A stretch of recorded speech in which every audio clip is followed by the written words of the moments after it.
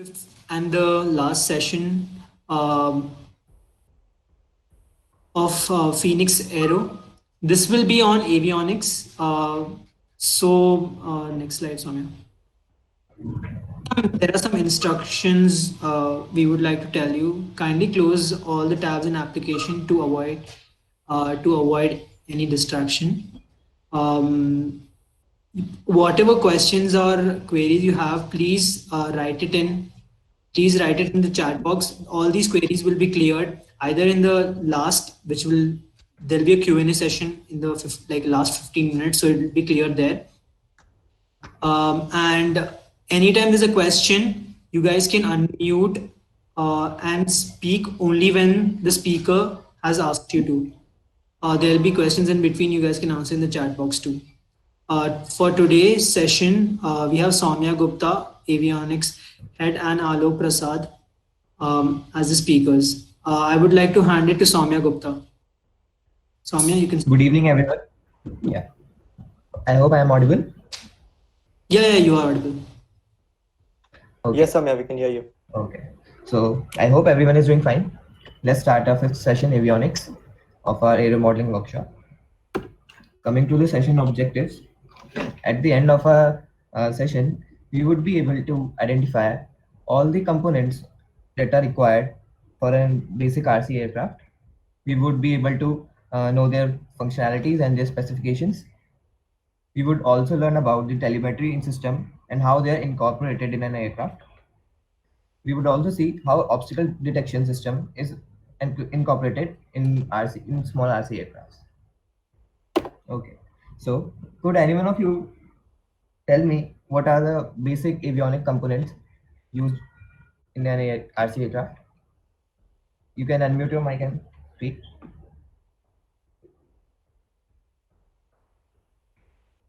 Any of the electronic component?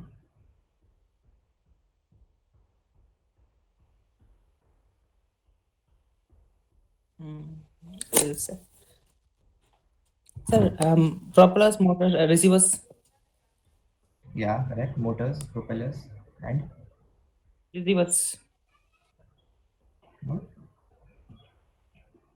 Receivers. Simulations. Receivers. Yeah, receivers. Okay. Simulation, as in simulation.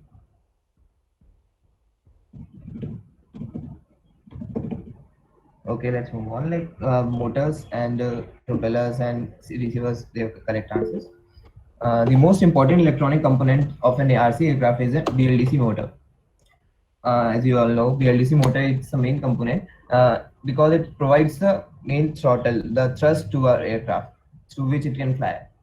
A BLDC motor is brushless DC motor. It consists of two main components, a rotor and a stator.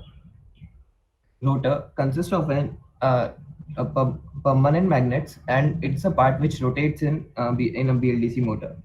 The stator consists of electrical windings which are electronically energized by the commutator.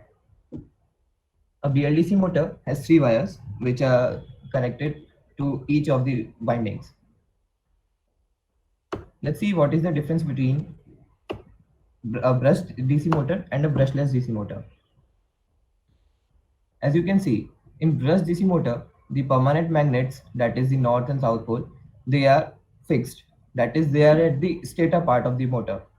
Whereas the winding part, that is the electrical coils, they are at the rotor side. These are connected through a commutator through which they are electrically energized by brushed contacts. Whenever they come in contact with the brush, the electric current flows through them and they become electromagnets. As a conductor in a magnetic field experiences a force, as you may have learned in 11th and 12th, it starts rotating. Whereas in a brushless DC motor, the rotor part consists of the fixed permanent magnets, and the windings are fixed. These do not have a brush contacts, and whereas it has control signals these are control signals which are electronically energized to electronically energize the coils. As we do not have contacts, there is very less friction in brushless motor and they are highly efficient. Why do we use brushless motors instead of brush motors in an aircraft? This is because they have high thrust to weight ratios. As they do not have brushed contacts, the number of mechanical parts used are very less, thus and their weight is also very less compared to brush motors. These have high speed ranges. The brushless motors are we have very much control over the speed of the brushless motors instead of brush. Uh, as again, they are highly efficient because there is very less energy loss due to friction, as there is no contacts and they are electronically energized. These are small and lightweight compared to brush motors and requires very less maintenance. As there is no friction, there is very less wear and tear of the motors. They are also thermally more stable because the temperature does not go, because in brushed motors, due to friction, the temperature rises and may cause to the failure of the motor. But in brushless, these are electronically energized and thus these are they do not create thermal waste energy and thus have a longer life. The next electronic component is the servo motor. Servo motors are the motors which move to a specific position according to the input signal. They move at a very high precision. Servo motors are used to control the control surfaces of an RC aircraft. As you can see in the image, a control rod along with the servo motor is used to control the control surfaces. The servo motors have an input signal of PWM signal and move to a specific position according to its value. Control rods along with servo motors rotates the control surfaces. These servo motors are also used with the landing gears and to make the payload drop mechanism. Let's see the connections of a servo motor. A servo motor has 3 wires, a positive, a negative, and a PWM. A positive, to the positive we provide 5-volt signal, negative is connected to the negative end of the battery, and the orange wire, that is the PWM signal, is connected to a microcontroller or a receiver in our case to provide a PWM signal so that it can move to a desired position. The most important specification of a servo motor is its torque. It's the unit of the torque is kg centimeter. That is the, as you have all have read in 11 12 terms, the typical value of a torque of a servo motor is about 2.5 to 3 kg centimeter. So for example, if your control rod is of 10 centimeter, it could provide up to 0.25 to 0.3 kgs of force. Next is weight. The standard servos weighs around in range of 40 to 60 grams. As the torque of the servo motor increases, the weight of the servo motor also increases. A weight is a crucial part of every electronic component in RC aircraft, as it adds to the dead weight of our craft. Next is speed. Speed, it is the time required to move 60 degrees for a servo motor. Typically, it is 0.15 seconds. Higher the speeds, the more accurately we will be able to control our aircraft. So let's see how many servo motors would be required to control a conventional RC aircraft. Can anyone of you answer? 2, sir. Okay. Why do you think so? Two motors One where? to one for ailerons and another for rudder. Okay, you are partially correct, but it's not the minimum number of servos, as there are more control surfaces of an aircraft. Anyone else?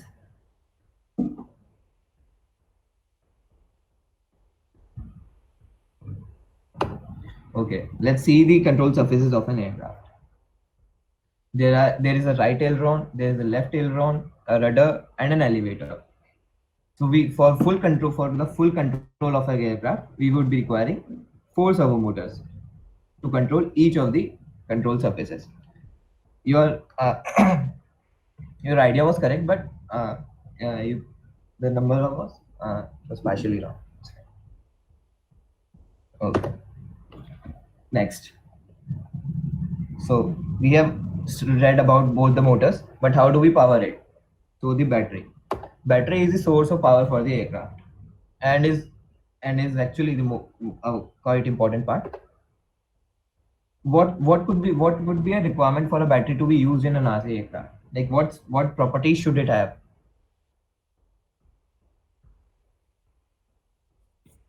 Lightweight and high capacity charge. Yeah, exactly. It should be light in weight and should have high charge to weight density, high charge density.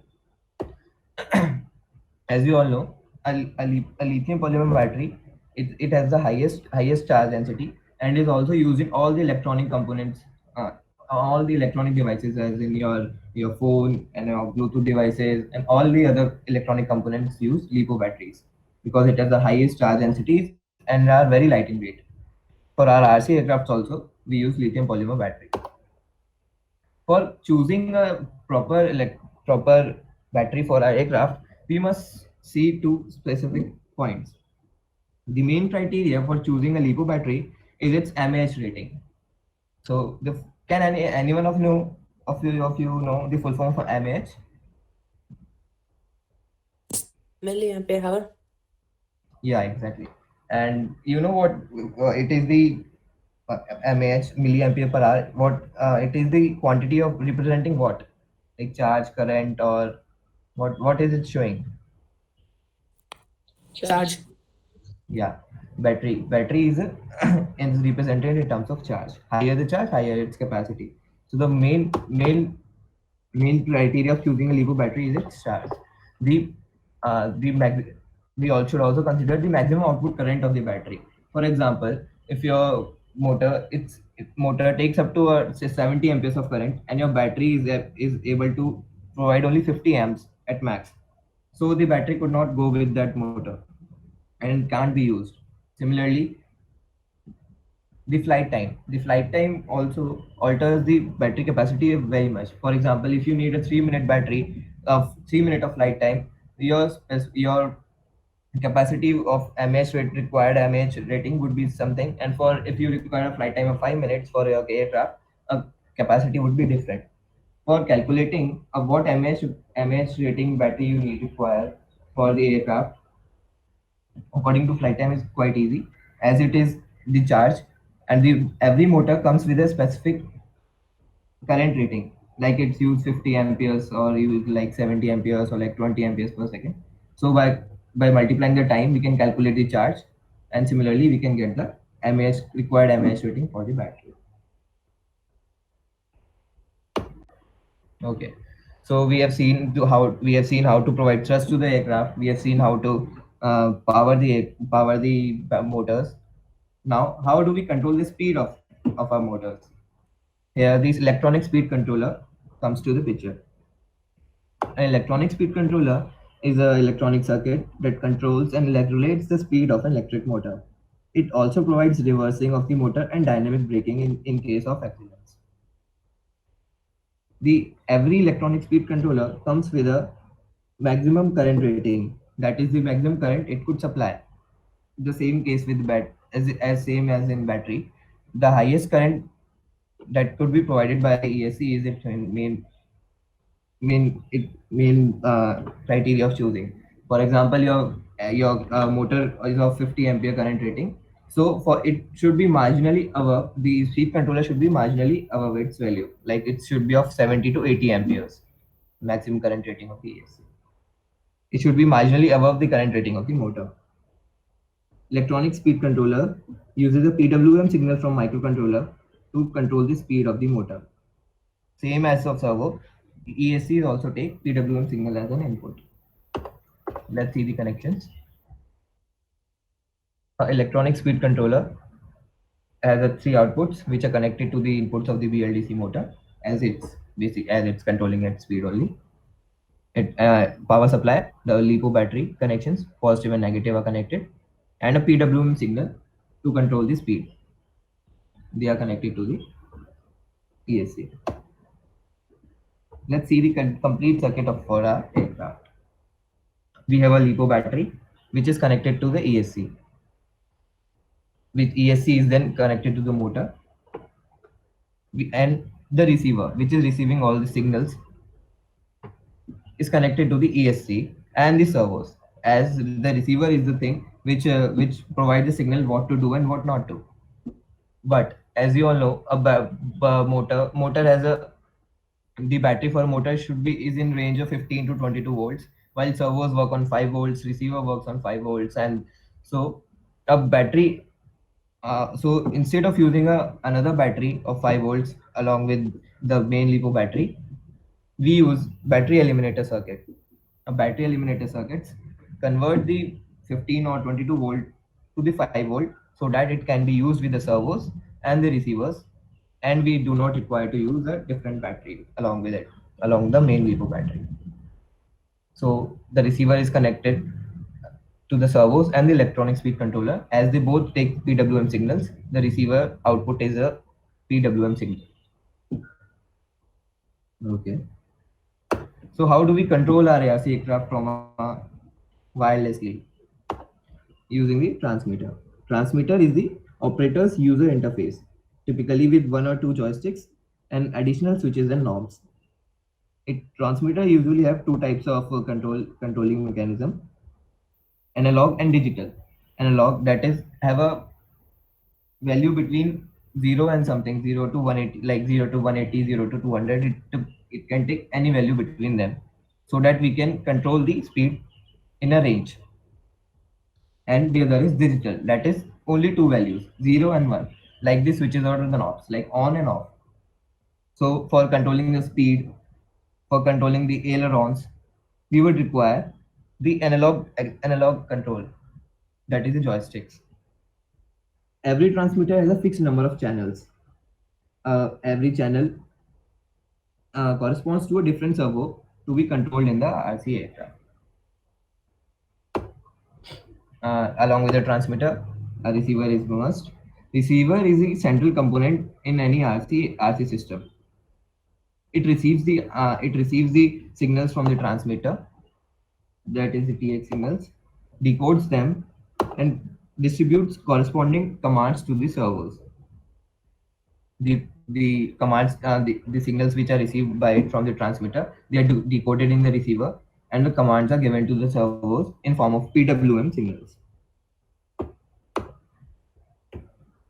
So can anyone of you tell me what is the minimum number of channels that would be required to control an RC aircraft? Fully control it.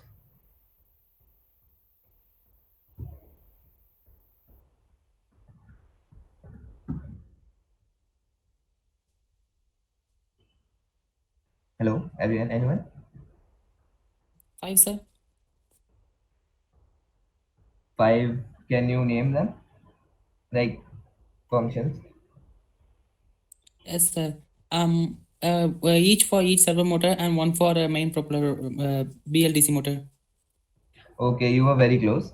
As we would be requiring to control the control surfaces and the BLDC motor, but the ailerons are interconnected. The 2 ailerons are interconnected. If one of them is going high, if left one is going up, the other one would be going left. So they can be controlled by a single channel. Those 2 servos are connected to a single channel.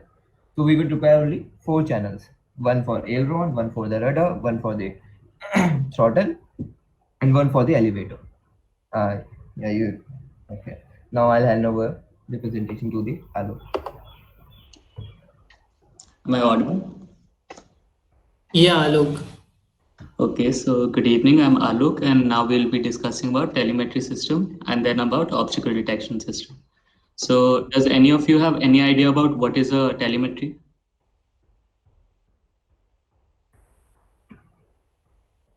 Any idea about what it means or what it is about?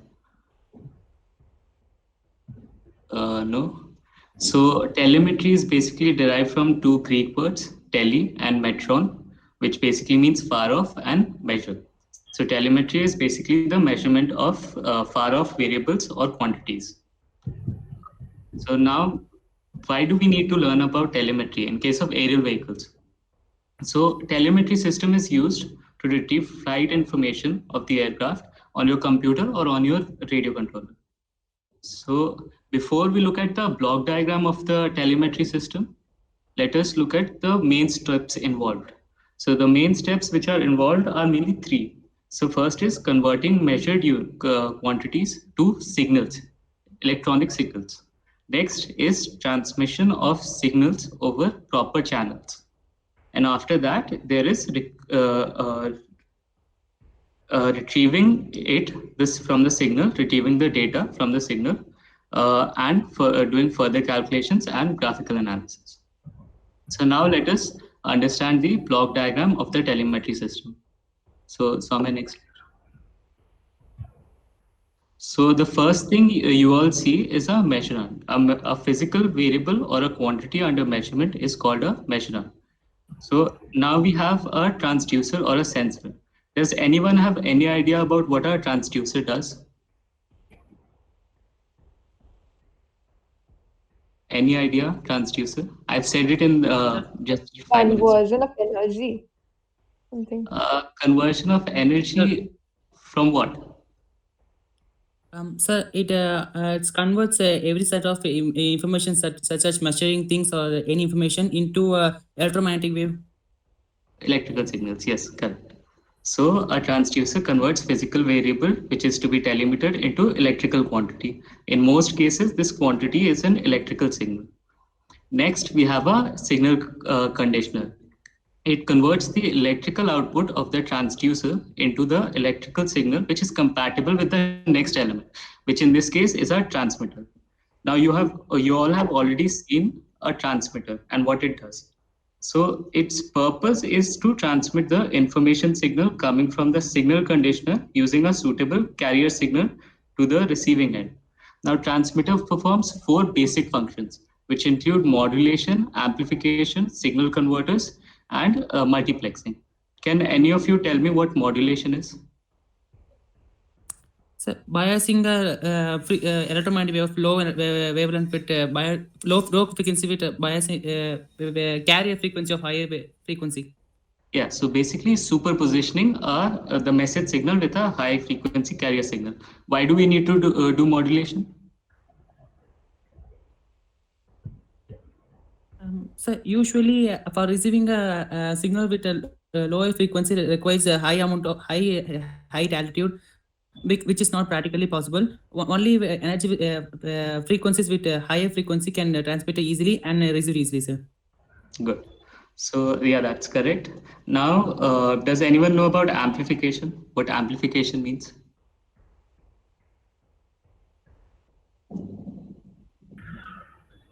No?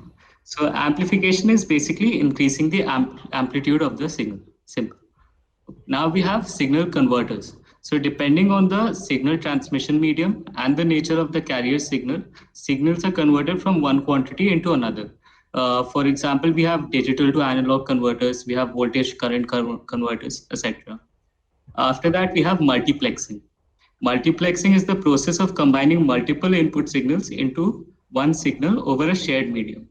In simpler words, it's basically selecting from multiple inputs and having one of them as your output. Now we have signal transmission medium. So it is the medium that connects the transmitting end to the receiving end over which the transmitter can transmit its output signals to the receiver. After that, we have the receiver. Its purpose is to receive the signals coming from the transmitter and recover the information. It also performs 4 functions. It may or may not perform depending on the signal. So that is demodulation, amplification, signal reconversion, and demultiplexing. So I hope you all know what all these processes do. If not, ask right now.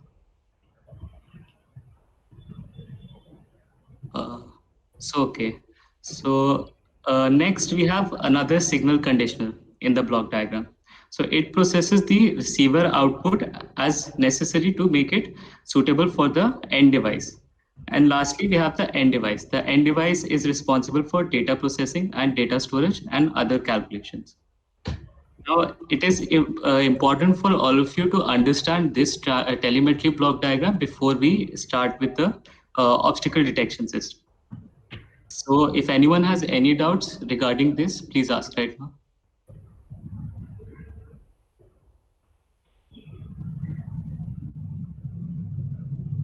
So no doubts? Okay, so we can now start with the last objective for today, which is the obstacle detection system.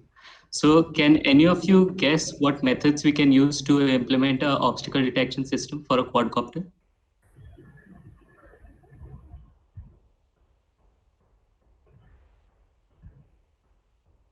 So IR sensors, yes, that's correct. What else?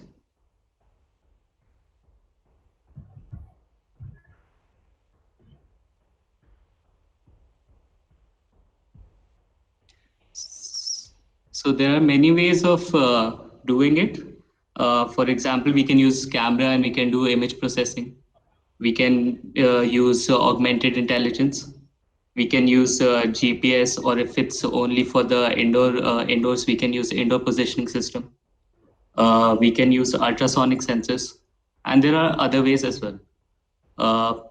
So now, can you all guess which sensor is there in this picture, in this quadcopter? Which sensor has been used? Sonar, sir. No, not that. I've said it in my last statement. But what did he said? I didn't hear exactly. I think he said. He said sonar. Okay, so now. Yeah. So okay. So it's basically an ultrasonic sensor. It's HCSR04 ultrasonic sensor. Okay. Am I audible? You are audible. Yeah. So today we'll be looking at making an obstacle detection system using an ultrasonic sensor for a quadcopter. So firstly, can you tell me what all components will be required for this? What all you think will be required for this?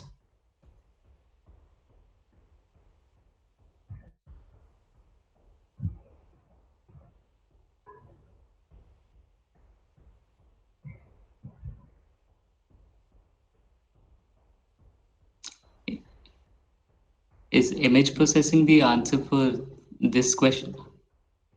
Nishat Tambe. No, it is for the previous one. Okay. So in this obstacle detection system, the components which we'll require are ultrasonic sensors. So this we'll use to calculate the distance. Then we'll need an Arduino, which is a microcontroller. Then we'll need a Arduino IDE, that is for programming the Arduino.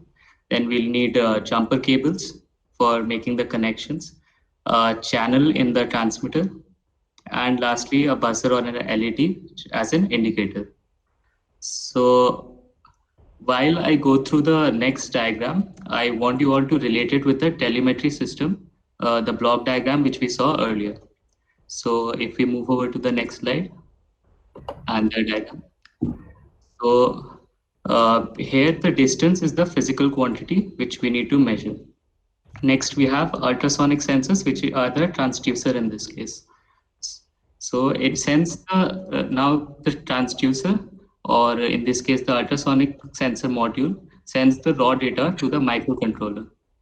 Now I'm not going to talk about the communication protocols between the sensors and the Arduino because it's complicated and I don't think we have enough time for that.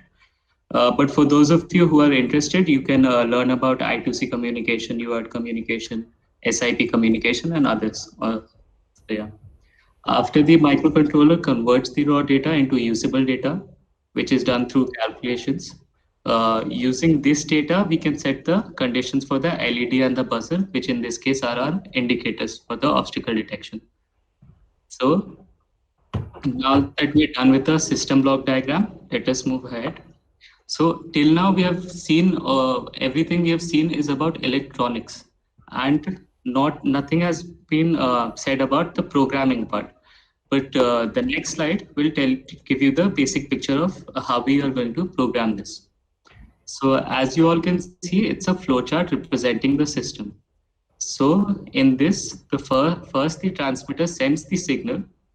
If it detects an object, it will make the echo flag variable 1. So if the is echo equal to 1, it basically shows that an object has been detected. And if it's 0, that means no object has been detected. After this, the distance is calculated using the time delay between the transmission and the receiving signal and the speed of the signal.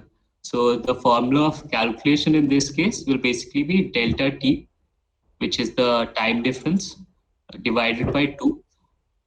Since if Soumya, can you head back to the block diagram?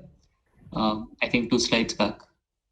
So yeah, so basically it's divided by 2 because first the distance between the obstacle and the transmitter, and then the distance between the obstacle and the receiver. So the time difference divided by 2 into the speed of the signal. So that is how we will calculate the distance. So after we're done with calculating the distance, we can now use the distance to set conditions. So in this case, we have set 3 very basic conditions. So first condition is if the distance is greater than 50 centimeters, that means our system is safe and there will be no warning sign. However, if the distance is between 20 centimeters and 30 centimeters, in that case, we'll turn on our red LED, which is one of our indicators. And if it decreases and becomes less than 20 centimeters, in that case, we'll turn on both our buzzer as well as the blue LED. So that is all about this. Does anyone have any doubts about the flowchart? How the flowchart is working? Here the ultrasonic sensor is talking with the Arduino with I2C communication. Yeah, that's correct. These are all communication protocols. You can look at that. So now, can any of you suggest the conditions we need to set to make this a collision avoidance system?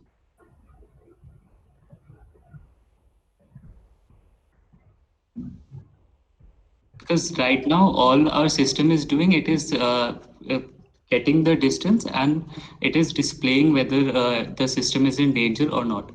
But how can it avoid the collision with the obstacle? Any idea?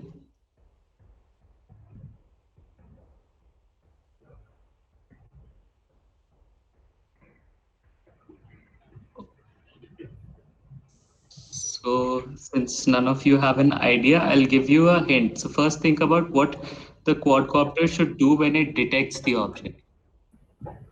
After detecting, what should it do? Should alter the flow of current to the specific direction motor. So it should do some sort of movement, right, Sanju? It should move away from the object. So basically, since now we know that we have to make some sort of movement or some sort of maneuver. So lower the RPM of the further motors and increase the RPM of the closer motors. So all this will be basically this pitch, this is what you're talking, it will generate a backward pitch. And why we do this? We do this to create some sort of movement to avoid the collision. So now can you all tell me what all components we'll require to make this? Do we need to get any new components?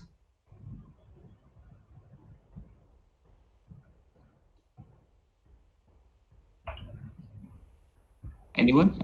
Do we need to get any new components to convert this detection system into an avoidance system? Something like potentiometer, sir. Why a potentiometer? Because potentiometer can change the speed of individual motor so that it can change the direction. Okay. But another approach will be to make use of the IMU unit, which is the inertial measurement unit, which is already there in the quadcopter. So an IMU unit basically consists of a gyroscope and an accelerometer.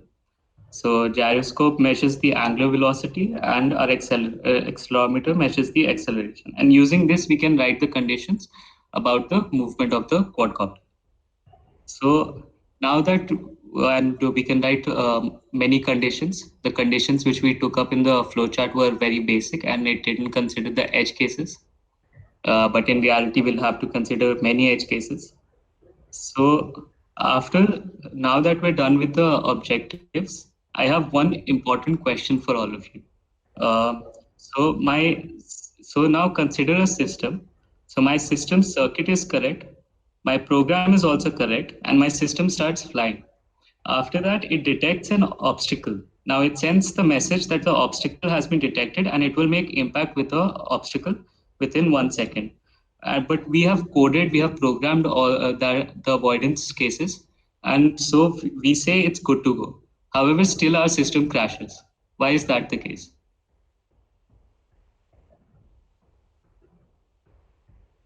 Can any of you tell me what went wrong? Sorry, sir, can you repeat the question again, sir? So basically, my system circuit is correct. There's no fault in the circuit. I've written the correct program. I've considered all the edge cases, and I've written the program for the avoidance system. So now my system starts flying. Soon after some time, it detects that it's meeting with an obstacle, and it sends us the message that it will make impact with the obstacle within 1 second or within some time. But according to us, it should not make any collision because we have programmed it correctly and everything is working fine. But still it's colliding. Still our system crashes. Why is that the case? Moving obstacles, yes, but let's say it's a stationary obstacle. Still it's crashing. Why is that the case?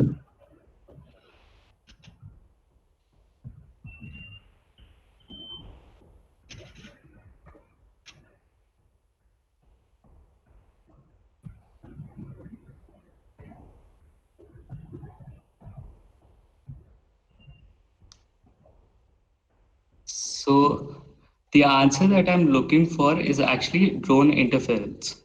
So because a drone or a quadcopter typically works at 2.4 gigahertz or at any given frequency, and there are other networks which use the same frequency band.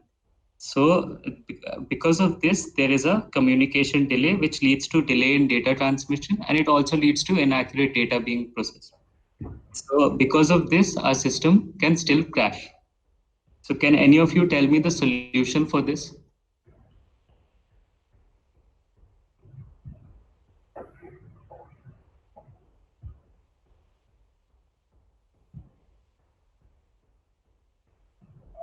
Modulation, change the frequency. So basically, in reality and real life, the most common solution for this problem is to use a better receiver, and which obviously basically means changing the frequency band. It will have a better receiving capabilities. So now, before I end my talk, I just want all of you to know that the practical implementation of such a system is much harder than what we have seen today in this workshop. In reality, making such a system, you will encounter many problems like faulty communication, loose connections, errors in programs, and many others, which is why practical experience of dealing with such components and debugging program is very important. So yeah, that is all from my side. Thank you. That's it, I guess. Thank you for Bye-bye. attending, and people who actually attended all the 5 sessions. I hope you guys got to learn a lot of new stuff about how RC planes work and how planes work in general.